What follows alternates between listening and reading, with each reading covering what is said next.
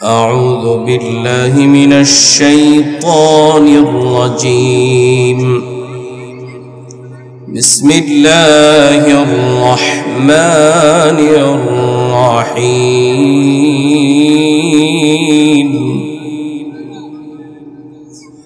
يا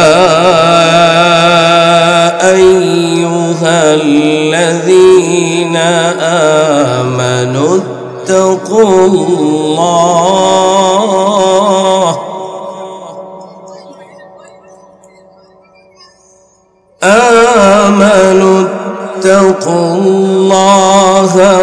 وقولوا قولا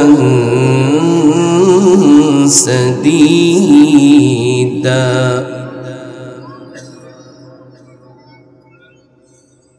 يصلح لكم أعمالكم ويغفر لكم ذنوبكم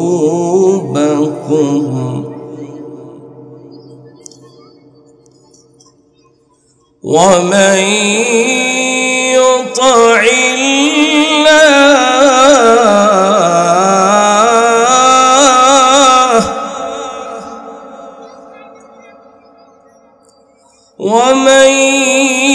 يطع الله ورسوله فقد فاز.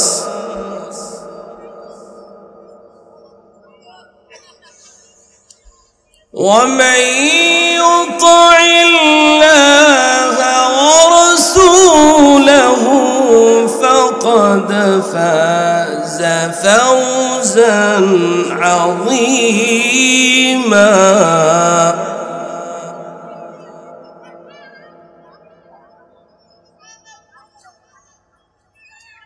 إنا عرضنا الأمانة على السماوات والأرض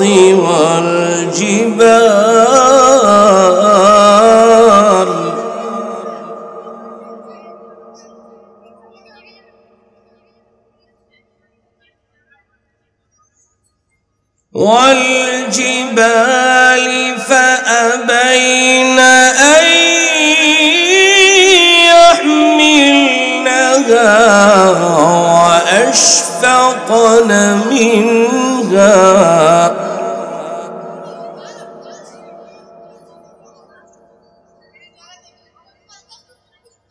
وأشفقن منها وحملها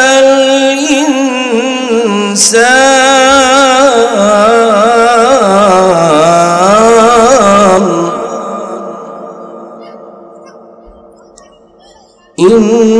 إنه كان ظلوما جهولا. صدق الله العظيم. আপনাদের সামনে আমি যে আয়াত দুইটি তেলাওয়াত করলাম, আয়াতটি হলো সূরাতুল আহজাবের। বলেন কোন সূরা? 22 নম্বর পারার সূরাতুল আহজাবের 70, 71, 72 নম্বর আয়াত। এই আয়াতের মধ্যে আল্লাহ রাব্বুল আলামিন দুইটা শর্ত দিয়া দুইটা পুরস্কারের কথা ঘোষণা করছেন। জবান খুলে বলেন, শর্ত কয়টা? পুরস্কার কয়টা? 2 আর 2 কত? 4। এরপরে আল্লাহ রাব্বুল আলামিন বলতেছেন এই দুইটা শর্ত পুরা করবে তাকে দুইটা পুরস্কার যে আল্লাহ তাআলা দিবেন। এই দুইটা শর্ত পুরা করার ফলাফলের একটা সামারা, একটা ফলাফল আল্লাহ রাব্বুল আলামিন দিয়েছেন যে আল্লাহ তাআলা তাকে একটা এমন এক সফলতা দান করছেন যে সফলতা কোনো ব্যর্থতা নাই। পুরস্কার যে দুইটা দিবেন, এই দুইটা পুরস্কারের একটা ফলাফল হলো একটা সফলতা, এমন এক সফলতা যেই সফলতার কোনো ব্যর্থতা। পৃথিবীতে বহু সফলতা আছে যার ব্যর্থতা আছে, ঠিক কিনা? ঠিক। নগদ হিসাবে যদি আপনারা বুঝতে চান, স্বল্প সময়ের ব্যবধানে ক্ষমতাধর এখন পলাতক, ঠিক কিনা বেঠি? ছিল সফল, এখন ব্যর্থ, ব্যর্থতায় পর্যবসিত হয়েছে। পৃথিবীর কোন সফলতাই আসল সফলতা না, মালিকের পক্ষ থেকে যেই সফলতা ওটাই আসল সফলতা। এটা কে কে চাই? ঠিক তো? আল্লাহ কবুল করেন। এরপরে এই সফলতার জন্য আল্লাহ রাব্বুল আলামিন এক দায়িত্বভার আমাদের উপরে দিয়েছেন। সেই দায়িত্বটা কি, এই কথাটা বলে আলোচনা শেষ করব। তাহলে প্রথমে 4 কথা, এরপরে ফলাফল, সফলতা, এরপরে দায়িত্বভার। তো মোট 6টা কথা। বলেন কয়টা কথা? এই 6টা কথা শেষ, আমার আলোচনাও শেষ। এটা 5 মিনিটে যদি হয় 5 মিনিটেই শেষ, যদি 1 ঘন্টা লাগে 1 ঘন্টায় শেষ। কিন্তু হুজুর যখনই আসবে তখনই শেষ, বলে দিলাম। এই জন্য যে কোনো সময় যে কোনো মুহূর্তে হুজুর আসতে পারে, কোনো টাইম টেবিল নাই। আল্লাহ রাব্বুল আলামিন বলেন, ইয়া আইয়ুহাল্লাযীনা আমানুত্তাকুল্লাহ ওয়া কুলু কওলান সাদীদা ইউসলিহ লাকুম আ'মালাকুম ওয়া ইয়াগফির লাকুম যুনুবাকুম। আল্লাহ রাব্বুল আলামিন বলেন, রে গোলাম, 2টা শর্ত যদি পুরা করতে পারো আমি তোমাদের 2টা পুরস্কার দিব। আল্লাহ রাব্বুল আলামিন এই 2টা পুরস্কার কাদেরকে দিবেন? আয়াতের শুরুতেই এই সেই কথাটাও বলে দিলেন, ইয়া আইয়ুহাল্লাযীনা আমানু, হে ঈমানদারেরা, ঈমানদারদেরকে দিবেন। তাহলে এখন প্রথম কথা হলো, ঈমানদারদেরকে আল্লাহ রাব্বুল আলামিন 2টা শর্ত দিলেন। 2টা শর্ত দিয়া 2টা পুরস্কারের কথা ঘোষণা করলেন। এটা কি কোনো কাফেরকে দিছেন? তাহলে বলেন কাকে দিছেন? তাহলে এখন কথা হলো আমরা ঈমানদার কিনা, এটা তো বুঝতেই। ঈমানদারের অনেক দাম। অপর এক আয়াতে আল্লাহ রাব্বুল আলামিন বলেন, আল্লাহু ওয়ালিয়ুল্লাযীনা আমানু, ঈমানদার যারা আল্লাহর বন্ধু তারা। বলেন না কার বন্ধু? আল্লাহর বন্ধু। বিভিন্ন জনে বিভিন্ন জনকে বন্ধু বানায়। এক দেশের নেতা আরেক দেশকে বন্ধু বানায়, ঠিক না? কেউ ইন্ডিয়াকে বন্ধু বানায়, কেউ আমেরিকাকে বন্ধু বানায়। জবান কইলা বলেন আসল বন্ধুকে? ওই জায়গা উপর ছেড়ে দিয়া ডাইনার বাম ধরছি, এই জন্য কখনো ওঠে কখনো জুতার বাড়ি খায়, ঠিক কিনা বলেন? ধর্ম কোথায় বলেন? আঙ্গুল উঠায় বলেন। আল্লাহ কবুল করেন। উপরের দিকে দেওয়া দরকার, অন্যথায় এরকম কত কত বাড়ি খাইতেছে, হুশ হয় না। কয়দিন পর পরই এক একজন বাড়ি খায়, এরপরও হুশ হয় না। এই জন্য যারা গেছে তো গেছে, যারা আছে তারাও যেন এখন সাবধান থাকে। হুশ হওয়া দরকার। ঠুস খাইছে, হুশ হওয়া দরকার, ঠিক কিনা বলেন? আমরা সোচ্চার করতেছি। উলামায়ে কেরামের দায়িত্ব, নবীগণের যেই দায়িত্ব, উলামায়ে কেরামের সেই দায়িত্ব। নবীগণ তাম্বি করেছেন, সতর্কতা, সতর্কবাণী জানিয়েছেন। আল্লাহ তাআলা নবীগণদেরকে বলে সতর্ক বাণী দিয়া পাঠাইছেন। উলামায়ে কেরামে কিয়ামত পর্যন্ত উম্মতকে সতর্ক করবেন, ঠিক কিনা বলেন? আল্লাহ রাব্বুল আলামিন ঈমানদারদের পরিচয় দিলেন। ঈমানদার যারা আল্লাহর বন্ধু তারা। অপর এক আয়াতে আল্লাহ রাব্বুল আলামিন বলেন, আলা ইন্না আউলিয়া আল্লাহ লা খাউফুন আলাইহিম ওয়ালা হুম ইয়াহজানুন। আল্লাহ রাব্বুল আলামিন এই আয়াতে বললেন বন্ধুরা। আগের আয়াতে বলছেন বন্ধু এক বচন, এই আয়াতে আল্লাহ রাব্বুল আলামিন বন্ধুরা বইলা ডাক দিলেন আউলিয়া আল্লাহ। ওলিয়নের বহুবচন আউলিয়া, বন্ধুরা বলে ডাক দিলেন, অভয় দিয়ে দিলেন। আল্লাহর বন্ধু যারা, তাদের কোনো ভয় নাই, ঠিক কিনা বে ঠিক? অন্যকে বন্ধু বানাইলে যতই অভয় দেওয়া হোক, এক সময় না এক সময় ব্যর্থ হতেই হয়। যারা আল্লাহকে বন্ধু বানায় তাদের কোনো ব্যর্থতা নাই, ঠিক কিনা? তাহলে আমরা কাকে বন্ধু বানাবো? ঠিক তো?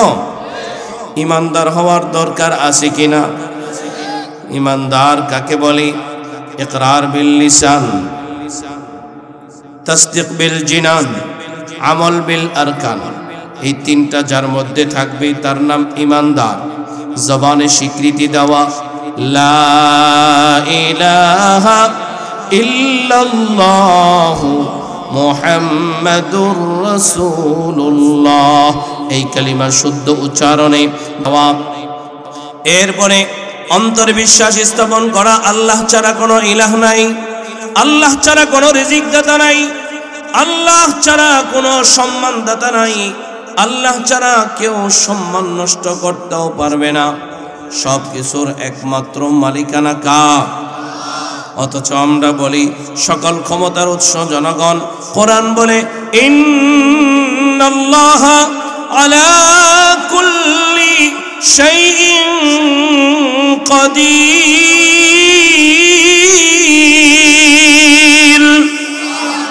সকল ক্ষমতার উৎস একমাত্র কে? এই জায়গাতেই কিন্তু পার্থক্য। যে যেদিকে দৌড়ান বিষয়টা একটু বুঝে নিয়েন। সকল ক্ষমতার উৎস জনগণ না, সকল ক্ষমতার উৎস জনগণ। যেই ক্ষমতার উৎস ওই ক্ষমতায় মাঝে মাঝে উঠায়, মাঝে মাঝে ঝাড়ুর পিঠা দেয়, ঠিক কিনা? কিন্তু ঝাড়ুর পিঠা খাওয়ার জন্য লাভ দিয়েন, বুঝে শুনে লাভ দিয়েন, শুধু ঝাড়ুর পিঠা নয়। কি অবস্থা! বেইজ্জতির একটা সীমা আছে, সীমা ছাড়া বেইজ্জতি হয়। জনগণের উপরে থাকলে ভরসা হবে কার উপরে? আল্লাহর। এই কথাটাও দিলে ঢুকাবার জন্য ইমানের এই বিষয় থেকে আপনাদেরকে বললাম। তাহলে যেই কথাটা বলতে চাইলাম,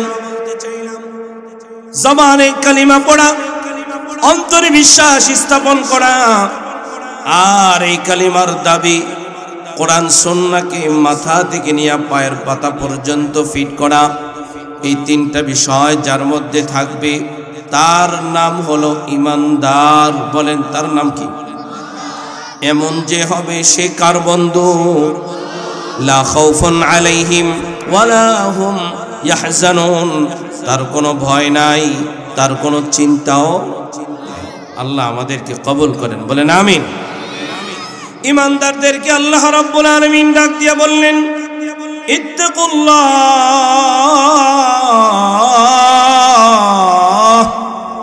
ওয়া কুলু কওলান সাদীদা। দুইটা শর্ত দিয়ে দিলেন। এরপরে আল্লাহ রাব্বুল আলামিন দুইটা পুরস্কারের কথা ঘোষণা করলেন। শর্ত বলার আগে পুরস্কারের কথা দুইটা বলি, তাহলে শর্ত পালন করা সহজ হবে। ফজিলত জানলে আমল করা সহজ হয়। আল্লাহ রাব্বুল আলামিন দুইটা শর্ত দিয়ে দুইটা পুরস্কারের কথা ঘোষণা করলেন। এক নম্বর পুরস্কার, ইউসলিহ লাকুম আ'মালাকুম। আল্লাহ রাব্বুল আলামিন বলেন, রে গোলাম, যদি দুইটা শর্ত পুরা করো দুইটা পুরস্কার। এক নম্বর পুরস্কার হলো ইউসলিহ লাকুম আ'মালাকুম। আল্লাহ বলেন, আমি তোমাদের আমলকে সংশোধন করে দিব। সুবহানাল্লাহ। বিভিন্ন জনের বিভিন্ন আমলে ত্রুটি থাকতে পারে, পারে না? নামাজে ভুল ভ্রান্তি থাকতে পারে, রোজায় ভুল ভ্রান্তি থাকতে পারে, হজে ভুল ভ্রান্তি থাকতে পারে। হয়তোবা কেউ দাড়ি রাখে, কেউ রাখে না। কেন রাখে না? মনে করে দাড়ি রাখাটা একটা সুন্নত, সাধারণ মনে করে দাড়ি কেটে ফেলে, কিন্তু তার খবর নাই দাড়ি কাটলে যে নবীজির কলিজায় আঘাত করা হয়, সাধারণ মনে করে। আল্লাহ বলেন, যদি দুইটা শর্ত পুরা করে কঠিন কঠিন কঠিন কঠিন ভুলগুলো আমি আল্লাহ কথা দিলাম আমি সংশোধন করে দিব। সুবহানাল্লাহ। আমাদের আমল সংশোধন করে দিবেন কি? দুইটা শর্ত পুরা করলে আমলগুলো সংশোধন করে দিবেন, এটা একটা পুরস্কার। আমাদের আমল যদি ভালো হয়ে যায়, এখানে যারা আছেন প্রত্যেকের মনের চাহিদা, এখানে যারা বাবা আছেন, এখানে যারা দাদা আছেন, এখানে যারা নানা আছেন, প্রত্যেকের চাহিদা আমার সন্তানের আমল যেন ভালো হয়, আমার সন্তানের চলাফেরা যেন ভালো হয়, আমার সন্তানের কথাটা যেন ভালো হয়। ঠিক কিনা বে ঠিক? প্রত্যেকের মনের চাহিদা আমার সন্তানটা যেন ভালো হয়। তাহলে আমাদের আগামী প্রজন্মের জন্য এটা একটা মেসেজ, আমাদের সন্তানদের জন্য পিতার পক্ষ থেকে মেসেজ, নাতির জন্য দাদার পক্ষ থেকে, নানার পক্ষ থেকে মেসেজ, বড় ভাই বড় ভাইয়ের পক্ষ থেকে ছোট ভাইয়ের জন্য একটা মেসেজ। দুইটা শর্ত পুরা করলে পরে আল্লাহ তাআলা দুইটা পুরস্কার দিবেন। এক নম্বর পুরস্কার হলো আমাদের আমলকে সংশোধন করে দিবেন কি, এটা একটা পুরস্কার, আমল সংশোধন হওয়া। যে পরিবারে আমল সংশোধন হবে ওই পরিবার সুখ শান্তিতে থাকবে। যে সমাজের মানুষের আমল সংশোধন হবে ওই সমাজ সুন্দর পরিপাটি থাকবে, ঝগড়া বিবাদ থাকবে না, বলে হিংসা বিদ্বেষ থাকবে না। হিংসা বিদ্বেষ থেকে উঠে আসতে হলে শর্ত দুইটা পুরা করতে হবে। ঠিক কিনা বে ঠিক? তাহলে চার কথার এক কথা শেষ। দুই নম্বর পুরস্কার আল্লাহ বলেন ওয়াগফির লাকুম যুনুবাকুম। আল্লাহ রাব্বুল আলামিন বলেন রে গোলাম, দুই নম্বর পুরস্কার হলো যাও দুইটা শর্ত যদি পুরা করো, আমি কথা দিলাম আমি তোমাদের জীবনের সবগুলি গুনাহ মাফ করে দেব। এখানে এমন কে আছেন যার জীবনে গুনাহ নাই? কেউ বলতে পারবেন? বলে চোখের দিকে তাকাইলে চোখের গুনাহ, কানের গুনাহ, হাতের গুনাহ, পায়ের গুনাহ, জিহ্বার গুনাহ, দিলের গুনাহ, দিমাগের গুনাহ, চলাফেরায় গুনাহ, বলায় গুনাহ, দিনে গুনাহ, রাতে গুনাহ। ঠিক কিনা বলেন? সদা সর্বদা কেমন যেন আমরা গুনার সাগরে হাবুডুবু খাইতেছি, বড় কঠিন ব্যাপার। অথচ আল্লাহ তাআলা কত সহজ করে দিলেন রে গোলাম, শর্ত যদি দুইটা পুরা করো আমি তোমার জীবনের গুনাহগুলি মাফ করে দিব। বলেন শর্ত কয়টা? পুরস্কার এক নম্বর পুরস্কার জীবনের আমল সংশোধন করে দিবেন কে? ভুলে গেছেন, মুখস্থ করেন নাই। আমি তো গদগদা কথা বলতে চাইতেছি না, আমি আপনাদের থেকে মুখস্থ করাইতে চাইতেছি। এই কথাগুলো নিয়ে বাড়িতে যাবেন। বলেন পুরস্কার কয়টা? এক নম্বর পুরস্কার জীবনকে সংশোধন করে দিবেন কে? দুই নম্বর পুরস্কার জীবনের গুনাহ সমূহ মাফ করে দিবেন কে? ব্যাস, যার জীবনের আমল সংশোধন, যার জীবনের গুনাহ মাফ, ও দুনিয়াতেও সফল আখিরাতেও সফল। ঠিক কি না? দুনিয়াতেও সফল আখিরাতেও সফল। আল্লাহ রাব্বুল আলামিন বলেন ওয়া মাইয়ুতিল্লাহ ওয়া রাসূলহু ফাকাদ ফাযা ফাওজান আযীমা। যে ব্যক্তির জীবন সংশোধন হয়ে যাবে, যার জীবনের গুনাহগুলো মাফ হয়ে যাবে, ওই ব্যক্তির জন্য আল্লাহর রাসূলের অনুসরণ করা সহজ। ঠিক কি না? যার জীবনটা সংশোধন হবে না, যার জীবনের গুনাহগুলি মাফ হবে না, ওরা কোরআনের কথা শুনতে পারবে না। যার জীবন সংশোধন হবে না আর যার জীবনের গুনাহগুলি মাফ হবে না, ওরা কোরআনের সংস্রবে আসবে না। কোরআনের সংস্রবে আসার জন্য, নবীর সুন্নত তরিকায় আসার জন্য দুইটা শর্ত পুরা করা জরুরি। আর যার জীবন সংশোধন হয়ে যাবে, যার জীবনের গুনাহগুলি মাফ হয়ে যাবে, আল্লাহর রাসূলকে অনুসরণ করা তার জন্য সহজ হবে। আল্লাহ বলেন যে আল্লাহর রাসূলকে অনুসরণ করবে, মালিক নিজেই ঘোষণা দিলেন সামারা ফলাফল ফাকাদ ফাযা ফাওজান আযীমা।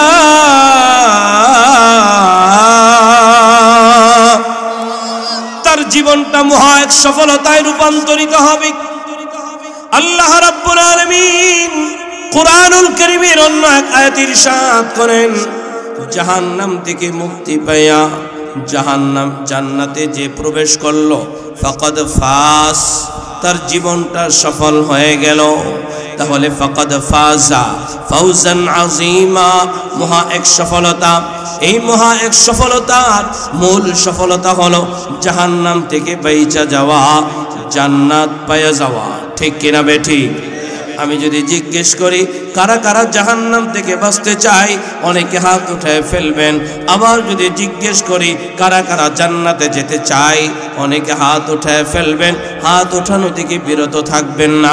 যদি জিজ্ঞেস করি সফলতা যে অর্জন করবেন, জাহান্নাম থেকে যে বাঁচবেন আর জান্নাতে যে প্রবেশ করবেন, জান্নাতে যাওয়ার জন্য, জাহান্নাম থেকে বাঁচার জন্য জান্নাতে যাওয়ার যেই সিঁড়ি, যেই মাধ্যম আল্লাহ রাব্বুল আলামিন আমাদের কাছে দিয়েছেন, ওই সিঁড়ির নাম হলো কোরআন। ঠিক কিনা?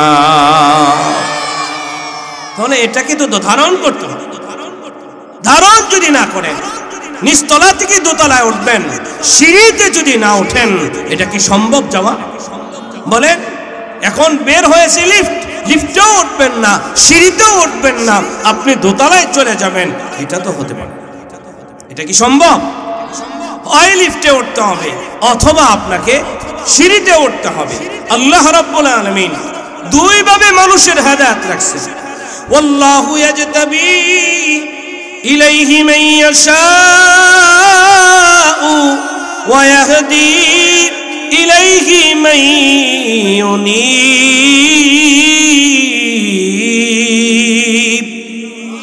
এক পন্থা হলো আল্লাহ রাব্বুল আলামিন স্টেপ বাই স্টেপ আপনাকে হেদায়েত দিবেন, আরেক পন্থা হলো ডাইরেক্ট হেদায়েত দিবেন। সারা বিশ্বটাকে আল্লাহর ওলি বুজুর্গরা পরিচালনা করেন। কিছু এমন গাউস কুতুব আছেন যারা দুনিয়া পরিচালনা করেন। তন্মধ্য থেকে একজন হলো আব্দুল কাদের জিলানী রহমাতুল্লাহি আলাইহি। রাষ্ট্র দেশ পরিচালনা করতেন, পৃথিবী পরিচালনা করতেন। আল্লাহ তাআলা বিশিষ্ট বড় বড় বুজুর্গদের মাধ্যমে পৃথিবী পরিচালনা করান এমন এমন কুতুবদেরকে দিয়া। এর মধ্যে আব্দুল কাদের জিলানী রহমাতুল্লাহি আলাইহি হজের মৌসুমে যায় আল্লাহর ওলি এবং বুজুর্গরা একত্রিত হয়ে যান। একজন গাউস ইন্তেকাল করলেন, পরবর্তী ওই জায়গার মধ্যে কাকে গাউস বানাবেন, কুতুব বানাবেন, সকলে পরামর্শ করে সিদ্ধান্ত নিলেন বাগদাদের একজন অগ্নি পূজককে গাউস বানাবেন। কিভাবে বানাবেন? এরপরে বলা হলো বাগদাদের সেই অগ্নি পূজককে তাড়াতাড়ি নিয়ে আসো। মজমার মধ্যে নিয়ে আসা হলো, তাকে বসানো হলো। আব্দুল কাদের জিলানী রহমাতুল্লাহি আলাইহি তার সিনার মধ্যে আঙ্গুল দিলেন, যে ক্রুশ চিহ্নটা আছে সেখান থেকে টান দিয়ে ছিঁড়ে ফেললেন, আর তাকে বলে দিলেন লা ইলাহা ইল্লাল্লাহু মুহাম্মাদুর রাসূলুল্লাহ। কালিমা পড়ায় দিলেন। সাথে সাথে আল্লাহর ওলি গাউস হয়ে গেলেন। আল্লাহ তাআলা কাউকে ডাইরেক্ট হেদায়েত দেন, আবার কাউকে স্টেপ বাই স্টেপ হেদায়েত দেন। এটা কার ফয়সালা?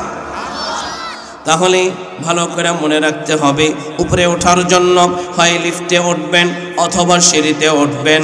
আপনি লিফটে উঠবেন না, সিঁড়িতেও উঠবেন না। যদি না ওঠেন আপনি দোতলায় চড়তে পারবেন না। জান্নাত ও জাহান্নামের ব্যাখ্যা করতে যায় মুফাসসিরিন কেরাম লেখেন, জান্নাত হলো 7 ভাগ আসমানের উপরে, জাহান্নাম হলো 7 ভাগ জমিনের নিচে। তাহলে জান্নাত উপরে, জান্নাত উপরে, জান্নাত উপরে। বলেন জান্নাত কোথায়? আপনি উপরে যাবেন, জান্নাতে যেতে চান? বলেন জান্নাতে যেতে চান কারা কারা? লিল্লাহি তাকবীর।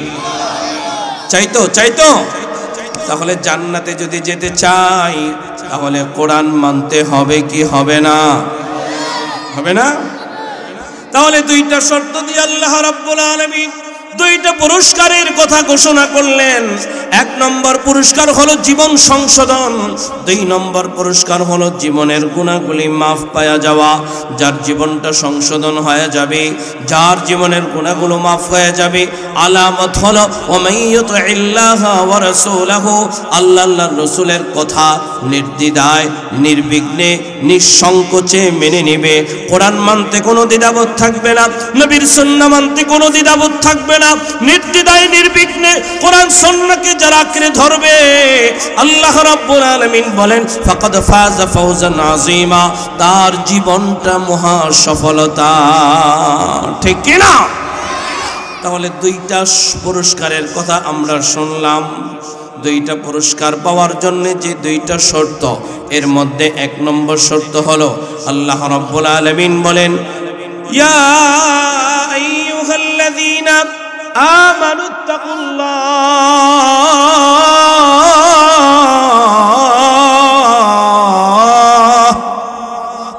আল্লাহ রাব্বুল আলামিন এক নম্বর শর্ত জুড়ে দিলেন, ও ঈমানদারেরা আমি আল্লাহকে ভয় করো। বলেন কারে ভয় করা?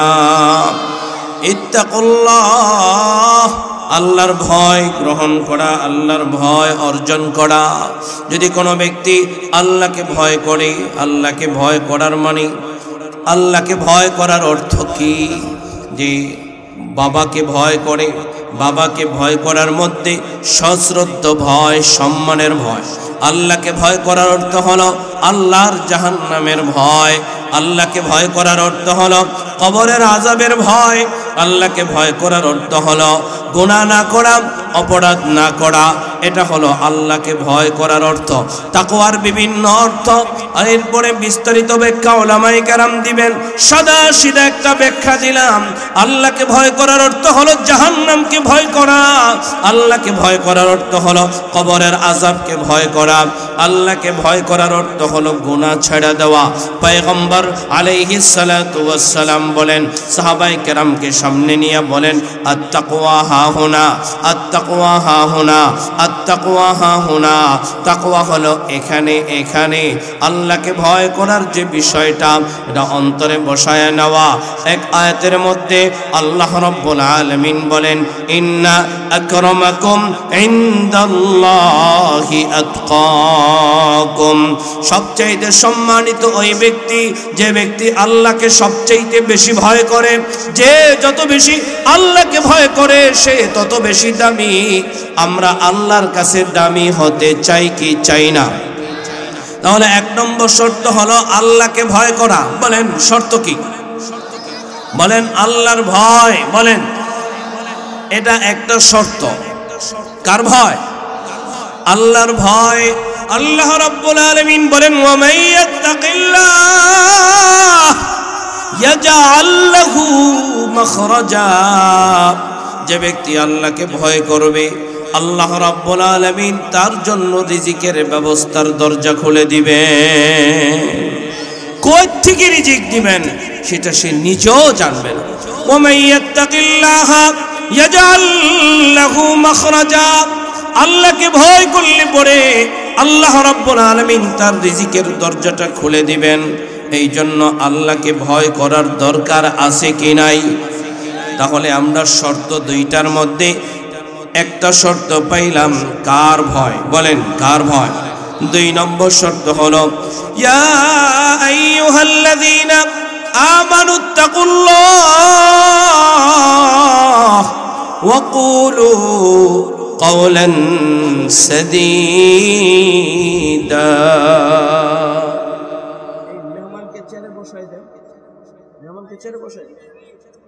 আল্লাহ রাব্বুল আলামিন বলেন, ওয়া কুলু কওলান সাদীদা। দুই নম্বর শর্ত হলো কুলু কওলান সাদীদা, সাদা সিধা কথা বলা, অভদ্র কথা না বলা, সত্য কথা বলা, মিথ্যা কথা না বলা। রাজি আছেন তো?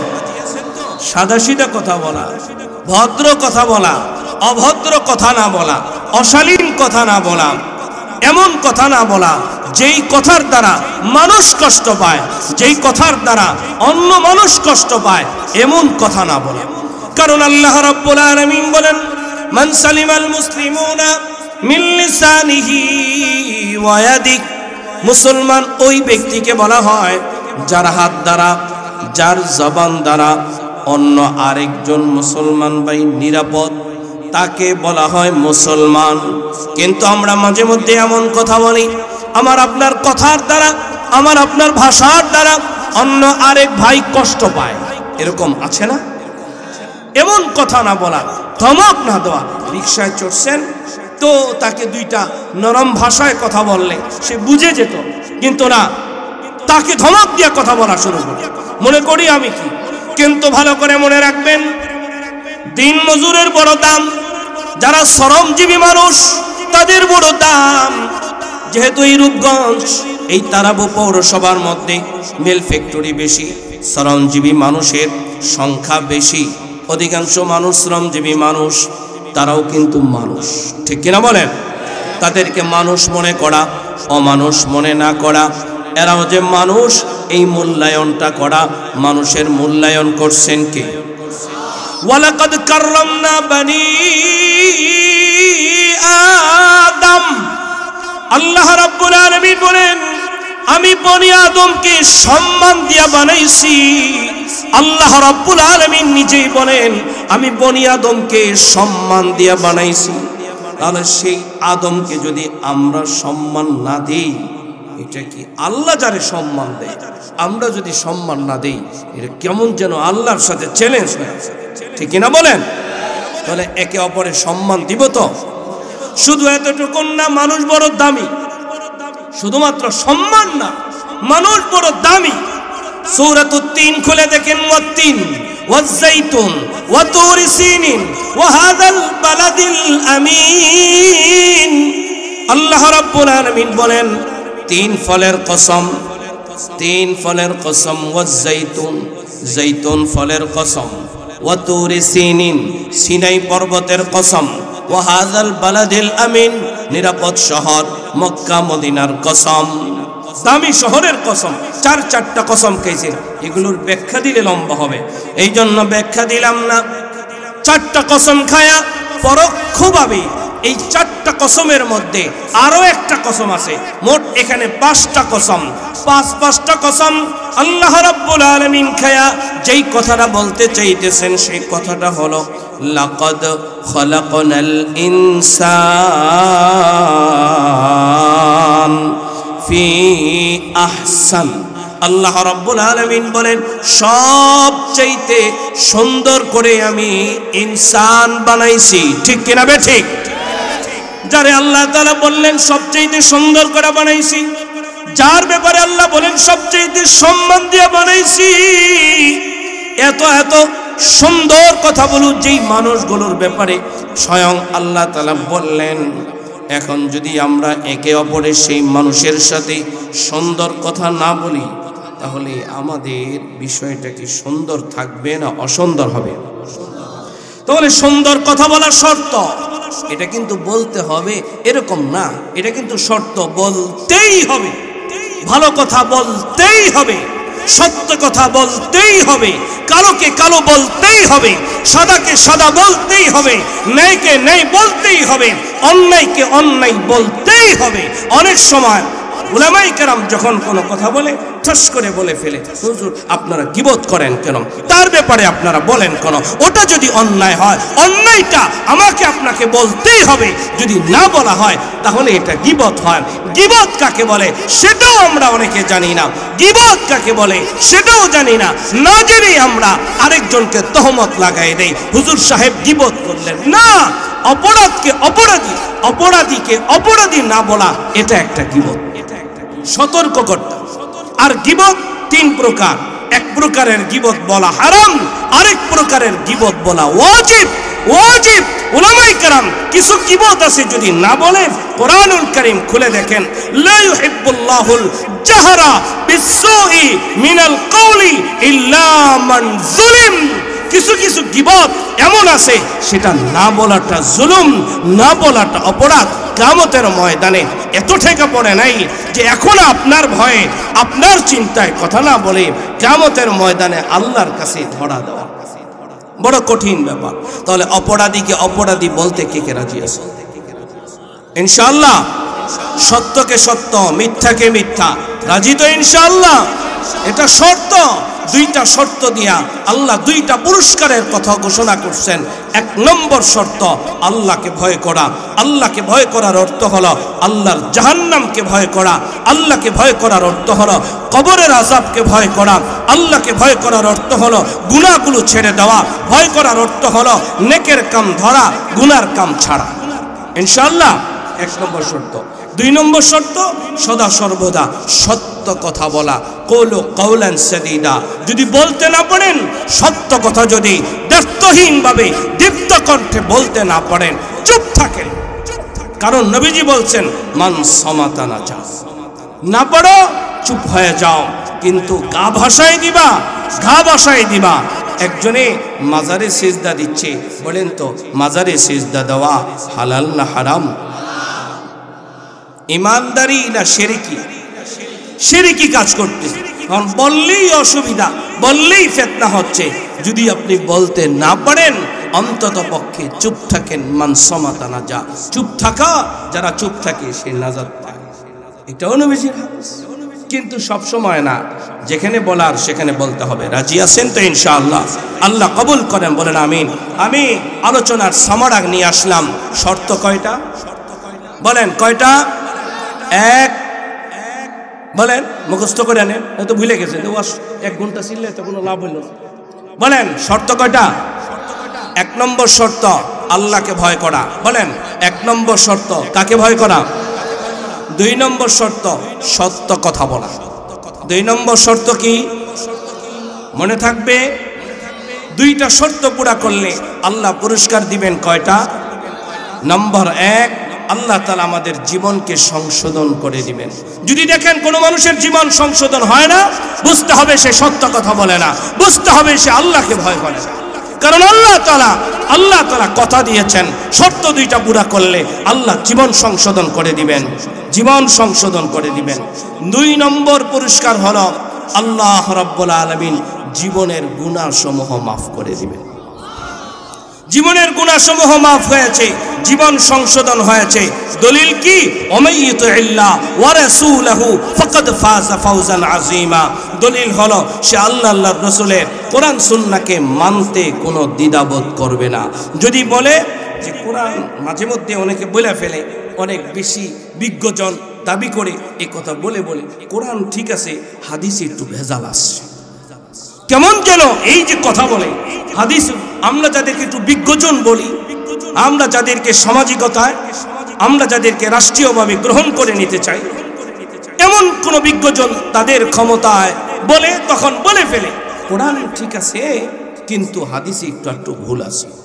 এমন কথা যারা বলবে, এমন কথা যারা বলবে, এদের থেকে বেঁচে থাকতে হবে। রাজি আছেন তো ইনশাআল্লাহ? আল্লাহ কবুল করেন, বলেন আমিন। তাহলে আমরা জীবনের মহা সফলতা পাবো। কারা জীবনের মহা সফলতা পাবে? 3 নম্বর যে আয়াত আমি তেলাওয়াত করেছিলাম, আল্লাহ বলেন ইন্না আরাদনাল আমানা। এই কোরআন আমাদের কাছে আল্লাহ তাআলা আমানত দিয়েছেন। কি দিয়েছেন? আমানত দিয়েছেন। কোরআন আমাদের কাছে আমানত, সেটা আমরা ভুলে যাই। কিন্তু আমরা যদি সামাজিকতায় কেউ দাঁড়িয়ে যাই, কাউকে যদি সভাপতি বানানো হয়, কাউকে যদি সেক্রেটারি বানানো হয়, কাউকে যদি সমাজপতি বানানো হয়, উঠে সিম্পোজিয়ামের মধ্যে বক্তব্য দিয়ে বলি আমার কাছে সভাপতির পদটা এটা আমানত, এটা তো রক্ষা করতে হবে। কিন্তু তার কাছে যে একটা কোরআন আমানত আছে, সেটা সে নিজেই ভুলে যায়। কোরআন আমাদের সকলের কাছে কি বলেন? কি এটা রক্ষা করতে রাজি আছেননি? আর এই আমানত রক্ষা করার মেহনত করে যাচ্ছে তারাবু সিরাজুল উলুম মাদ্রাসা।